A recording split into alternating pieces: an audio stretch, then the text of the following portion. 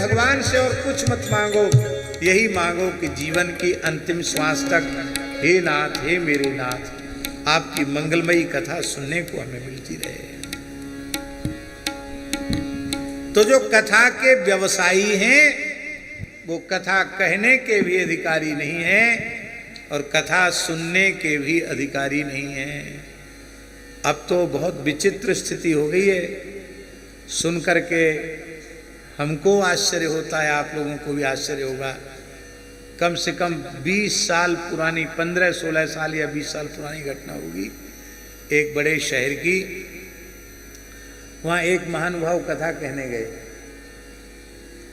यजमान बड़े सेठ थे, खूब उत्साहपूर्वक उन्होंने सारी तैयारी की थी। तो रोज पूछते थे कि महाराज कल क्या होगा, तो व्यास जी ने कहा कल रुक्मिणी विवाह होगा। तो सामान लिस्ट बताओ कल क्या उत्सव में लगेगा। तो कई कथा करा चुका था बेचारा भगत, उसने पर्चा दिया, उसमें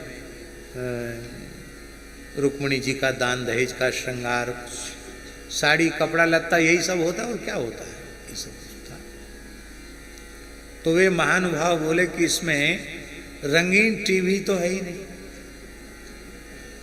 अरे भाई ब्याह होगा, ठाकुर जी ब्याह बारात बहू लेके जाएंगे, रुक्मिणी लेके जाएंगे, गर्मी लगेगी तो उनको एसी चाहिए कम से कम,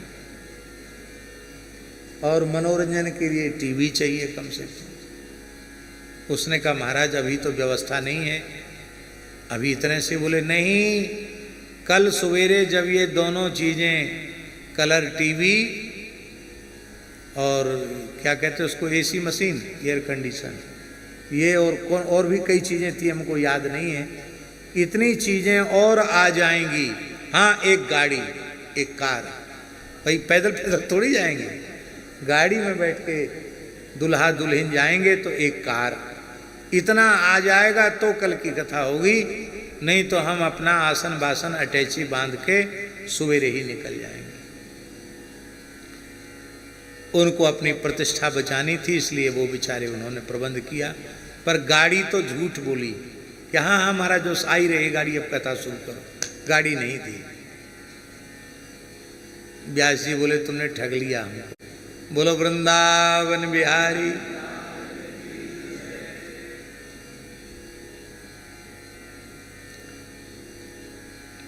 हरिश्चरण। ये हंसाने वसाने के लिए हम ये सब बात नहीं बोलते हैं। क्या यही कथा का स्वरूप है क्या? कथाओं में लोग झांकियां बनाते हैं, हम कोई मन निषेध नहीं करते हैं, कोई झांकी बना के कुछ किसी का मनोरथ हो तो करे, पर इसकी भी आवश्यकता नहीं है।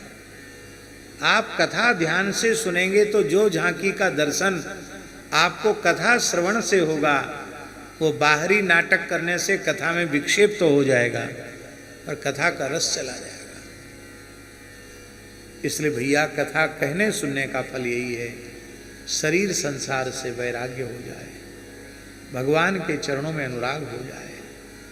इस निश्चय के साथ कथा सुनो कि हमारे अनंत जन्मों की व्यथा यह कथा हर ले। अब यह शरीर अंतिम शरीर हो, यह जीवन अंतिम जीवन हो, जिन भगवान से हम बिछुड़े हुए हैं, उन भगवान के चरण कमल सदा सर्वदा के लिए हमें प्राप्त हो जाएं। यही कथा कहने का फल है, यही कथा सुनने का फल है। ये देवताओं को दुर्लभ है, और देवताओं को दुर्लभ कथा हम लोगों को सुलभ हो रही है। इसका मतलब है ऋषिकेश जैसे महान तीर्थ में, गंगा जी के तट पर इतनी सुंदर कथा सुनने को मिल रही है, इसका मतलब है कि हम तो देवताओं से भी ज्यादा भाग्यशाली हैं। देवताओं को कथा सुनने को नहीं मिली, पर हम लोगों को कथा सुनने को मिल रही है। अभक्तास्तांश्च विज्ञाय न ददौ सकथामृतम श्रीमद्भागवती वार्ता सुराणामपि दुर्लभा। और जब कथा श्रवण के बाद राजर्षि परीक्षित का मोक्ष हो गया, तो ब्रह्मा जी को बड़ा आश्चर्य हुआ कि युवावस्था में सर्प दंशन से परीक्षित की मृत्यु हुई और ये भगवान के धाम को विमान में बैठकर कैसे जा रहा है। क्योंकि जब कोई जीव भगवत धाम प्रयाण करता है तो ब्रह्मादि लोकों का अतिक्रमण करके जाता है। तो ब्रह्मा जी ने सत्यलोक में, ब्रह्मलोक में एक अपने विवेक रूपी तराजू बांधी और एक पलड़े पर संपूर्ण वेदादि शास्त्रों को स्थापित किया और एक पलड़े पर श्रीमद् भागवत जी को विराजमान किया। तो लघु नन्यानि जातानि गौरवेण इदम महत। भागवत के आगे जितने साधन थे सब लघु हो गए। इसलिए श्रीमद् भागवत की कथा श्रवण से बढ़कर के कोई दूसरा साधन नहीं है। सामने ब्रह्मचारी जी बैठे हैं, परम पूज्य श्री गुरुचरण जी महाराज। इनके जीवन की एक घटना, श्री गीता वाटिका गोरखपुर में परम श्रद्धेय पूज्य श्री डोंगरे जी महाराज की कथा हुई। आप वहां व्यवस्था में थे गीता वाटिका में।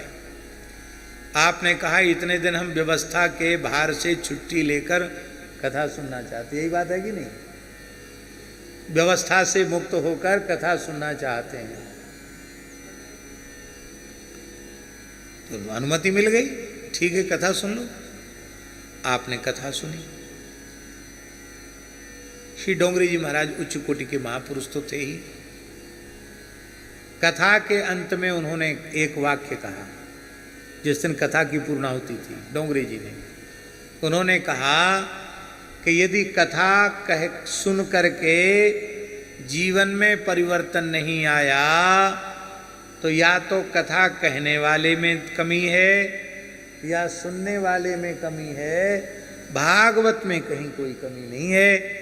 भागवत तो साक्षात श्री कृष्ण का वांग्मय स्वरूप है। यही बात बोले कि नहीं? ये वाक्य ब्रह्मचारी जी को लग गया।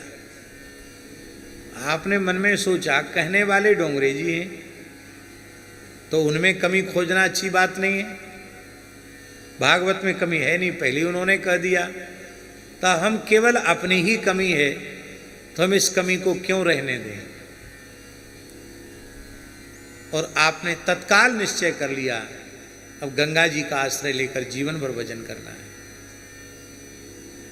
और पूज्य बाबा उस समय विराजमान थे, श्री राधा बाबा विराजमान थे।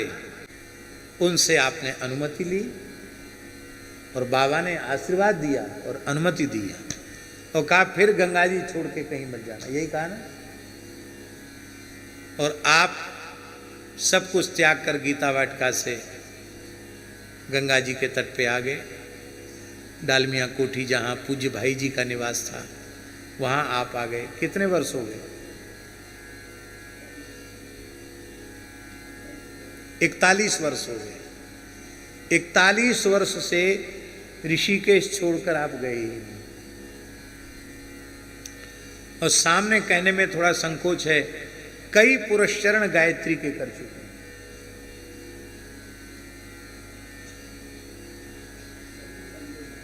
हैं।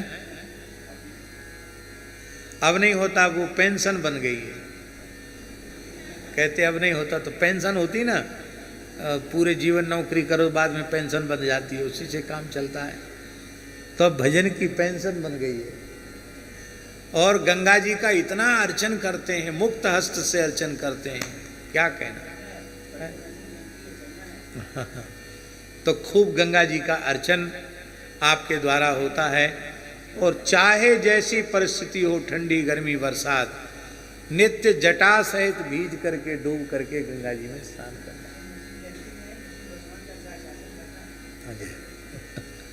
तो इस प्रकार से भगवान की बड़ी कृपा है। तो ये देखिए कथा से परिवर्तन आया जीवन में कि नहीं? सब कुछ छोड़कर गंगा जी के तट का आश्रय ले लिया।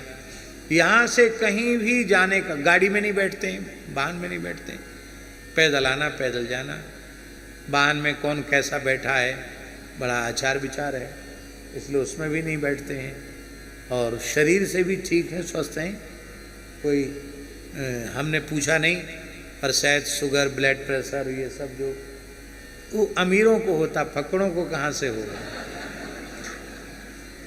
आप बड़े महात्मा होते तो आपको हो जाता, आप तो बड़े तो हैं नहीं आप। तो बड़ों की पहचान है, बड़ी बीमारी होना वो बड़ों की पहचान है। तो सब प्रकार की आदि व्याधि से भी मुक्त हैं। गंगा जी की बहुत कृपा है, बस गंगा जी कृपा करें। यह एक उदाहरण है, प्रत्यक्ष उदाहरण। कथा सुनकर के जीवन की दिशा सर्वथा बदल जाती है। बोलो भक्तवत्सल भगवान की। तो भगवान की कथा सबसे श्रेष्ठ है। पठनात् श्रवणात् सद्यो वैकुंठ फलदायकम। पठन से, श्रवण से सद्य भगवान के वैकुंठ की प्राप्ति हो जाती है। हे ऋषियों, इस श्रीमद् भागवत की कथा को